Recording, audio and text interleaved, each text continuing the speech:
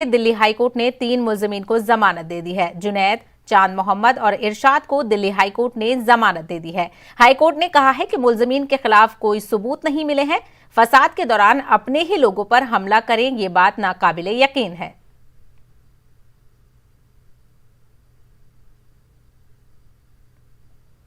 वज़ीर-ए-आज़म नरेंद्र मोदी की सरबराही में नीति आयोग की मीटिंग हुई। इस मीटिंग में पीएम मोदी के अलावा दीगर रियासतों के वज़राए आला और गवर्नर भी शामिल रहे। इस मीटिंग के नुकात में ज़राअत, बुनियादी ढांचे, इंफ्रास्ट्रक्चर, मैन्युफैक्चरिंग, फरोग इंसानी वसाइल और सेहत जैसे मुद्दों पर तबादले ख्याल किया गया। पीएम मोदी ने अपने खिताब में कहा कि मुल्क के कोने कोने में तरक्याती कामों पर तवज्जो देना जरूरी है ताकि कोई हिस्सा मुल्क की तरक्की की रफ्तार में पीछे न रहे।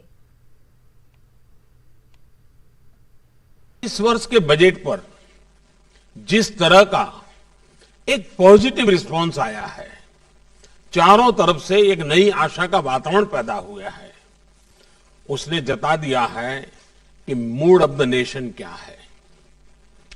देश मन बना चुका है, देश तेजी से आगे बढ़ना चाहता है, देश अब समय नहीं गंवाना चाहता है और कुल मिलाकर के देश के मन को बनाने में देश का युवा मन बहुत बड़ी भूमिका अदा कर रहा है और तभी ये बदलावों के प्रति एक नया आकर्षण पैदा हुआ है। हमें भी ये देख कैसे देश का प्राइवेट सेक्टर देश की इस विकास यात्रा में और ज्यादा उत्साह से आगे आ रहा है। सरकार के नाते हमें इस उत्साह का, प्राइवेट सेक्टर की ऊर्जा का सम्मान भी करना है और उसे आत्मनिर्भर भारत में उतना ही अवसर भी देना है। आत्मनिर्भर भारत एक ऐसे नए भारत की तरफ कदम है जहां हर व्यक्ति, हर संस्था, हर उद्यम को अपनी पूरी क्षमताओं से आगे बढ़ने का अवसर मिले। साथियों, आत्मनिर्भर भारत अभियान एक ऐसे भारत का निर्माण का मार्ग है जो न केवल अपनी आवश्यकताओं के लिए बल्कि विश्व के लिए भी उत्पादन करे और ये उत्पादन विश्व श्रेष्ठता की कसौटी पर भी खरा उतरे। और इसलिए मैं हमेशा कहता हूं, zero defect zero effect. Bharat जैसा युवा देश, उसकी आकांक्षाओं को ध्यान में रखते हुए हमें आधुनिक इंफ्रास्ट्रक्चर का निर्माण करना होगा, इनोवेशन को बढ़ावा देना होगा, टेक्नोलॉजी का ज्यादा से ज्यादा प्रयोग करना होगा, शिक्षा कौशल के बेहतर अवसर उन्हें देने होंगे। साथियों, हमें अपने बिजनेस को, एमएसएमईज को, स्टार्टअप्स को और मजबूत करने की जरूरत है। हमारे हर राज्य की अपनी एक खूबी है, हर राज्य के हर जिले के पास अपना हुनर है, अपनी खासियत है, कई प्रकार के पोटेंशियल्स हम बारीकी से देखें तो नजर आते हैं। सरकार द्वारा देश को ये सैकड़ों जिलों के प्रोडक्ट्स को शॉर्टलिस्ट करके उनके वैल्यूएडिशन के लिए, मार्केटिंग और एक्सपोर्ट के लिए उन्हें प्रमोट किया जा रहा है। इससे राज्यों के बीच एक स्वस्थ स्पर्धा अभी प्रारंभ हुई है, लेकिन आगे बढ़ाना है। आम आदमी पर महंगाई का बोझ बढ़ता ही जा रहा है। पेट्रोल और डीजल की कीमतों में लगातार इजाफा जारी है। आज पेट्रोल और डीजल की कीमत में 41 पैसे का इजाफा हुआ है। आज फरवरी महीने में ये 14वीं बार पेट्रोल और डीजल की कीमतों में इजाफा दर्ज किया गया है। दिल्ली की अगर बात करें तो दिल्ली में पेट्रोल की कीमत 90 रुपए 58 पैसे फी लीटर है और डीजल की कीमत 80 रुपए 57 पैसे तक पहुंच गई है। आलमी बाजार में खाम तेल की कीमत 62 रुपए 51 डॉलर फी बैरल है, जबकि जनवरी में खाम तेल की कीमत 51 डॉलर फी बैरल थी। यानी कि गुज़िश्ता 51 दिनों में खाम तेल की कीमत 20% से ज्यादा बढ़ी है।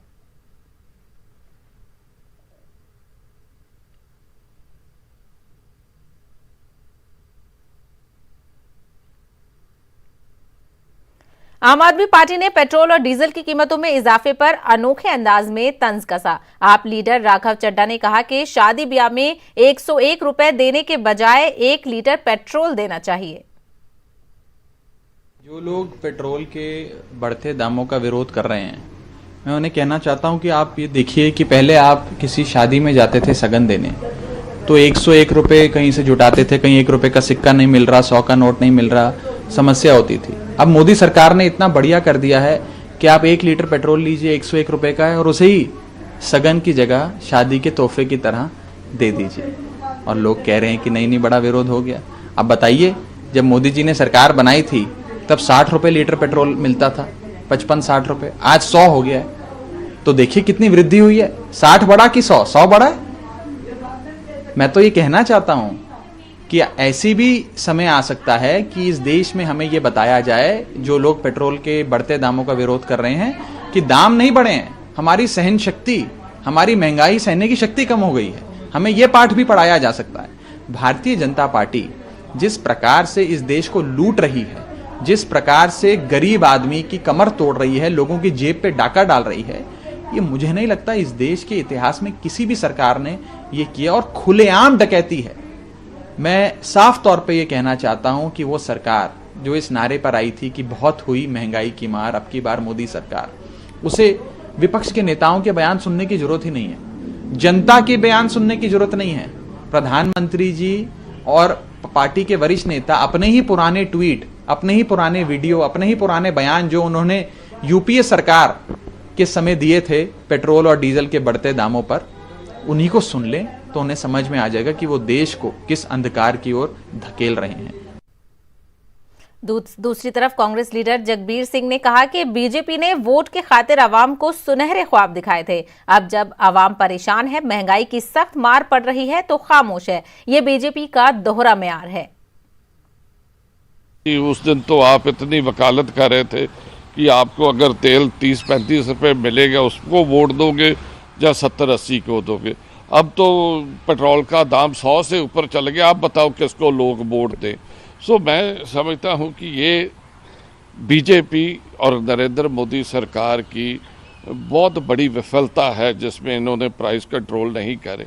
हैरानी वाली बात यह है कि अगर केंद्र सरकार ने एक्साइज ड्यूटी पेट्रोल पे कम करती है, एडिशनल एक्साइज ड्यूटी कम करती है, जो एक्साइज ड्यूटी है उसका कुछ हिस्सा स्टेट सरकार को उसका टैक्स का जाता है, मगर इन्होंने वो ख़त्म करके उतना ही सेस लगा दिया। ये नहीं कि उसका जो लाभ है वो उपभोक्ता को पहुंचे, वो नहीं किया, एक सेस लगा दिया। सेस लगने से क्या होता है कि जितनी कमाई आती है वो केंद्र के पास जाती है।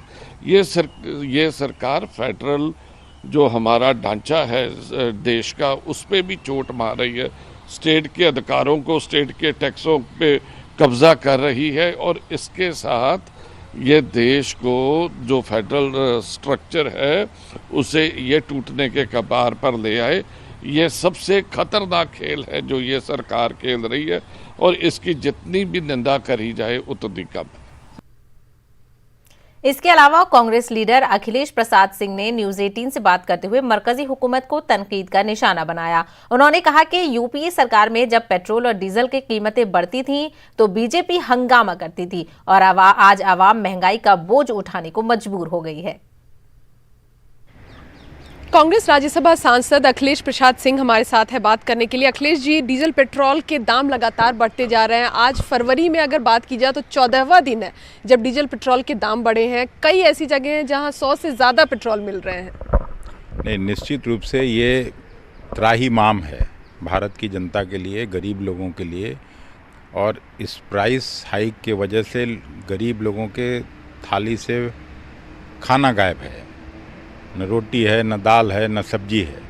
और मुझे याद है यूपीए 1 में जब हम लोग मंत्री थे तो थोड़ा प्राइस बढ़ता था, 50-60 पर होता था, तो यही मोदी जी लोगों से थाली बजवाते थे।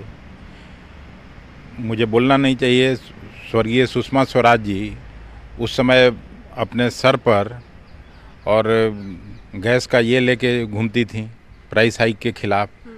आज मोदी जी को अब कुछ है नहीं, तो निश्चित रूप से करेक्टिव मेजर लेना चाहिए और महंगाई पर रोक लगाने का काम करना चाहिए सरकार। राहुल गांधी ने भी अभी कुछ देर पहले ट्वीट किया और उन्होंने कहा है कि महंगाई पर विकास चल रहा है, महंगाई का विकास हो रहा है। नहीं तो अभी तो ठीक ही कहा राहुल जी ने, अभी और तो किसी चीज़ का विकास हो नहीं रहा है।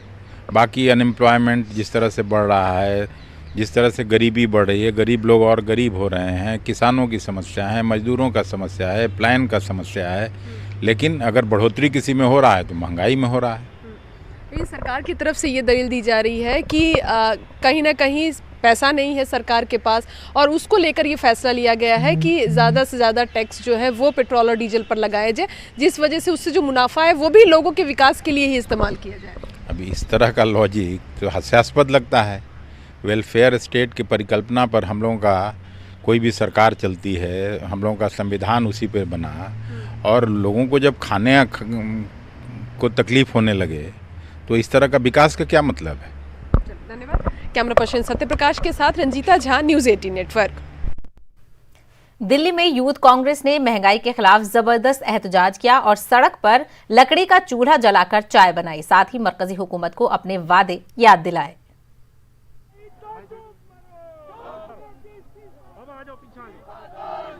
देश में पेट्रोल और डीजल लगातार बढ़ोतरी हो रही है, उसको लेकर विपक्षी पार्टियां सरकार पर हमलावर है। यूथ कांग्रेस के इस प्रोटेस्ट को आप देख रहे होंगे, यहाँ किस तरह से यूथ कांग्रेस के जो युवा कार्यकर्ता कर रहे हैं, नारेबाजी कर रहे हैं और ये बात कर रहे हैं कि डीजल और पेट्रोल के दाम जो है वो बढ़ाना बंद किया जाए, उसको लेकर ये प्रोटेस्ट।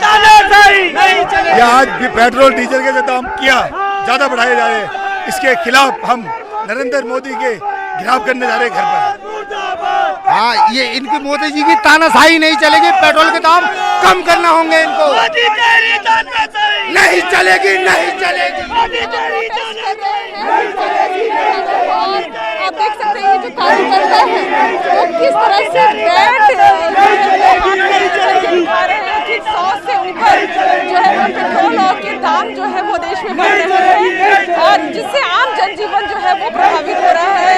सरकार से मांग की जा रही है कि वो डीजल और पेट्रोल के जो दाम है उसको जो बढ़ोतरी है उसको कहीं ना कहीं रोकने का काम करे, क्योंकि आम जनजीवन जो है वो प्रभावित हो रहा है। कैमरा पर्सन सत्य प्रकाश के साथ रंजीता झा, न्यूज़ 18 नेटवर्क। ठगने का काम किया है मोदी सरकार ने, लेकिन देश के महिलाओं को, माताओं, बहनों को, गृहिणियों को भी ठगने का काम किया है। 2014 में वोट लेते हुए कहा था कि हम महंगाई कम करेंगे और जो भगिनी माता है, बहनें हैं, वो खुश रहेंगी हमारी सरकार में, लेकिन आप देखिए गैस की कीमतें जिस तरीके से बढ़ी है, आप देख सकते हैं फिर से माताओं बहनों को लकड़ पे चूल्हा चौका करना पड़ रहा है। इस तरीके से अच्छे दिन का वादा करने के बाद में सरकार इनकी जिंदगी दूभर करने का काम कर रही है। उज्ज्वला योजना में भी जिन लोगों को एक बार गैस सिलेंडर दे दिया, उनके यहाँ गैस सिलेंडर वैसे ही पड़ा है, वो गरीब लोग गैस के सिलेंडर भर नहीं पा रहे हैं। सब्सिडी सरकार ने खत्म कर दी है, ये पहली सरकार है सब्सिडी खत्म करने के बाद में उससे ज्यादा रेट लोगों से ले रही है, लोगों को लूट रही है, गरीबों को लूट रही है, मध्यम वर्ग को लूट रही है। नरेंद्र मोदी सरकार ने, भाजपा सरकार ने हमें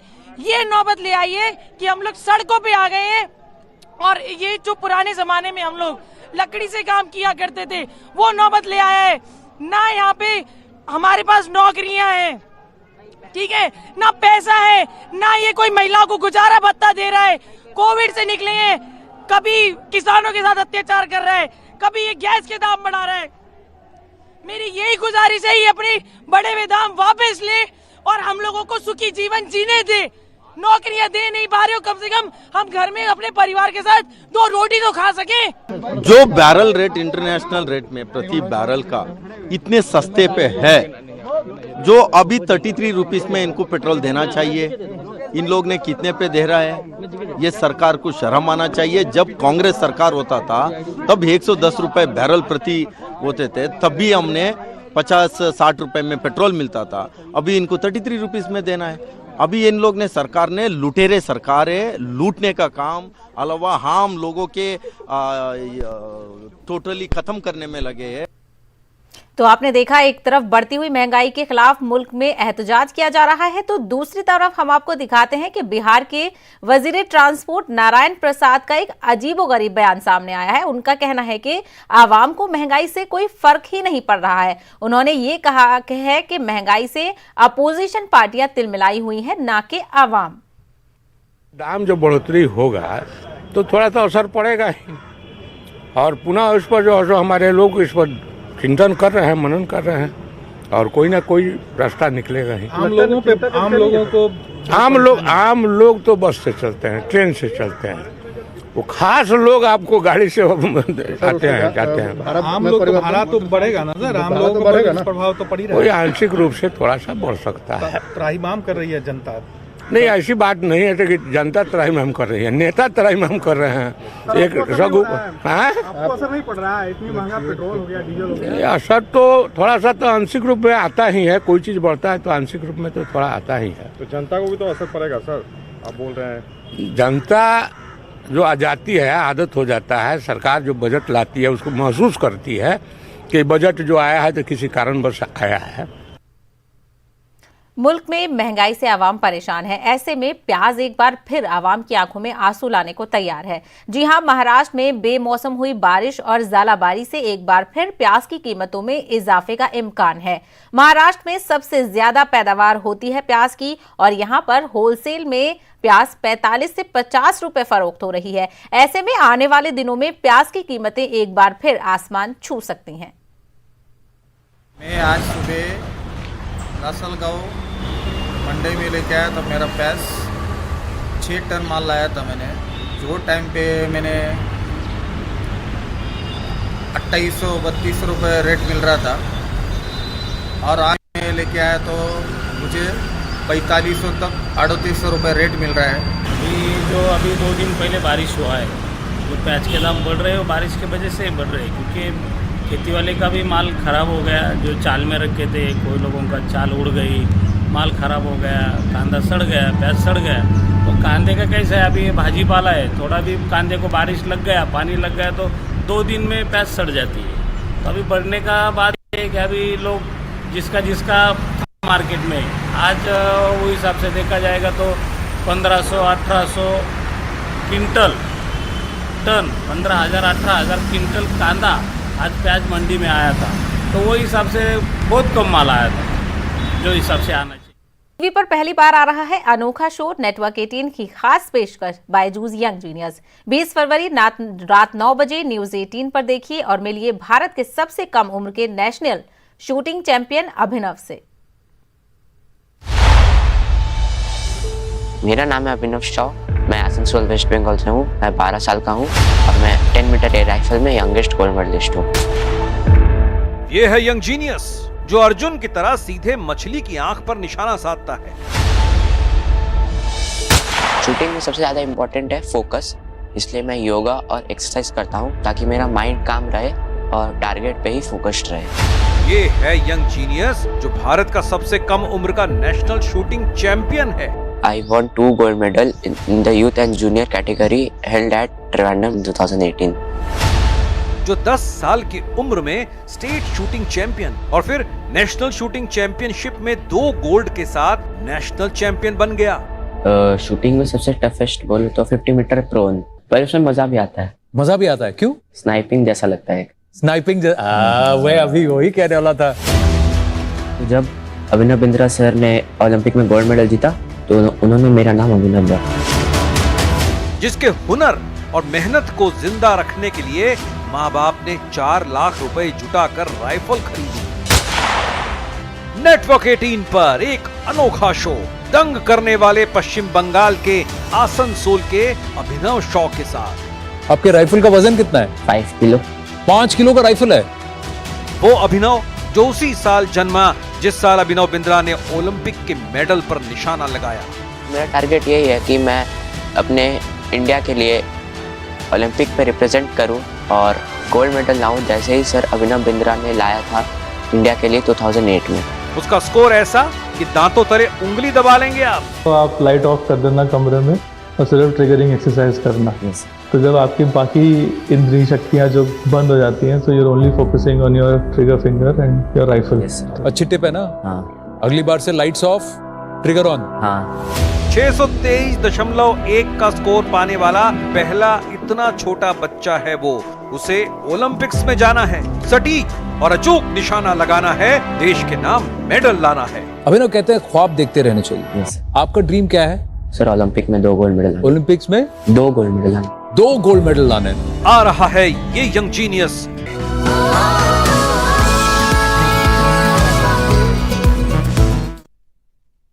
बिहार में मैट्रिक के सोशल साइंस के इम्तिहान कैंसिल होने को लेकर पटना के एएन कॉलेज के पास तलबा ने जमकर हंगामा किया। कई गाड़ियों और सिटी बसों को निशाना बनाया गया। हैरानी की बात यह है कि तलबा के हंगामे के दौरान पुलिस खामोश तमाशाई बनी रही। जा रहे थे एनआरटीसी कॉलेज में एग्जाम देने, तो क्या हो गया अचानक से? मतलब कौन था आपके साथ? हम, मेरे फ्रेंड और दोनों लड़का था, हम लोग एग्जाम दिलवाए क्योंकि सेंटर नहीं पता था तो मैप से देख के जा रहे थे। तो अचानक से हम लोग इधर वाले रास्ते में सीधा आ रहे थे, तो हम लोग को तो किसी को आइडिया नहीं हो सकता इस टाइप का भी कुछ हो सकता है। तो फिर बाय द वे में यहाँ से गाड़ी टर्न हो रहा था, तो क्यों टर्न हो रहा है, क्या हो, कुछ बात वैसे कुछ पता नहीं चल रहा, दिख नहीं रहा था।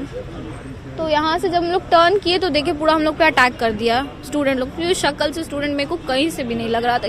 मैट्रिक परीक्षा का प्रश्न पत्र लीक होने के बाद छात्रों ने जमकर उत्पात मचाया है। इन कॉलेज के सामने कई गाड़ियों को निशाना बनाया गया और देखिए यहाँ पर किस कदर गाड़ियों में तोड़फोड़ की गई है।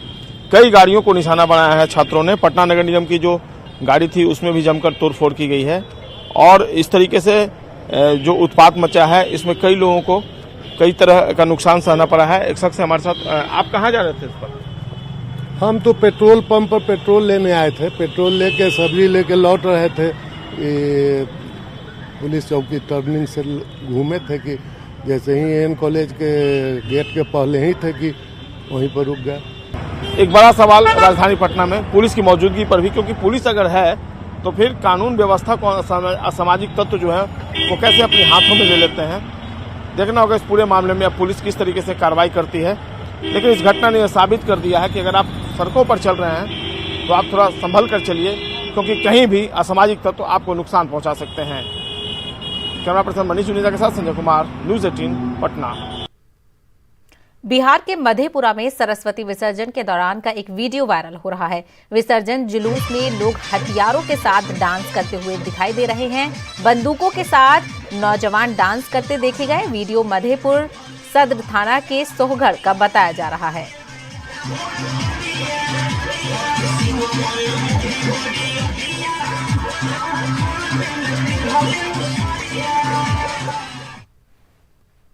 बुलेटिन में फिलहाल इतना ही। मजीद ताज़ा अपडेट के लिए आप लॉग इन कर सकते हैं हमारी वेबसाइट news18urdu.com पर। आदाब।